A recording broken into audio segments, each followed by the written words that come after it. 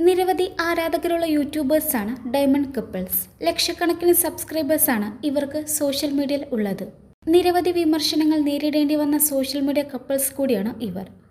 തങ്ങളെ പരിഹസിക്കുന്നവർക്ക് മുന്നിൽ അഭിമാനപൂർവ്വം ജീവിച്ച് കാണിക്കുകയാണ് ഇൻഫ്ലുവൻസേഴ്സായ അഖിലും ആൻ മേരിയും.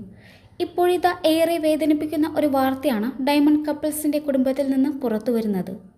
ആൻ മേരിയുടെ സഹോദരനായ അലൻ ജോസ് കൊല്ലപ്പെട്ട വാർത്തയാണ് ഇവർ സോഷ്യൽ മീഡിയയിലൂടെ പങ്കിട്ടത്.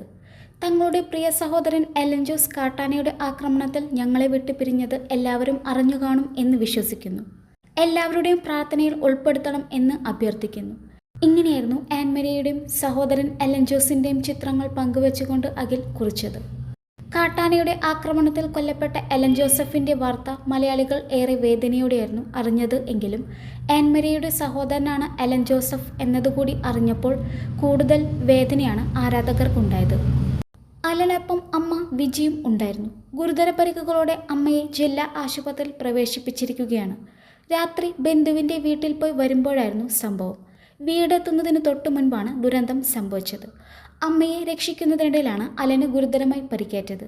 കുടുംബത്തിൻ്റെ അത്താണി കൂടിയായ അലന് വെറും 23 വയസ്സ് മാത്രമായിരുന്നു ഉണ്ടായിരുന്നത്. നിരവധി ആരാധകരാണ് ആൻ മേരിയുടെ സഹോദരൻ അലൻ ജോസഫിന് അനുശോചനം രേഖപ്പെടുത്തിക്കൊണ്ട് എത്തുന്നത്.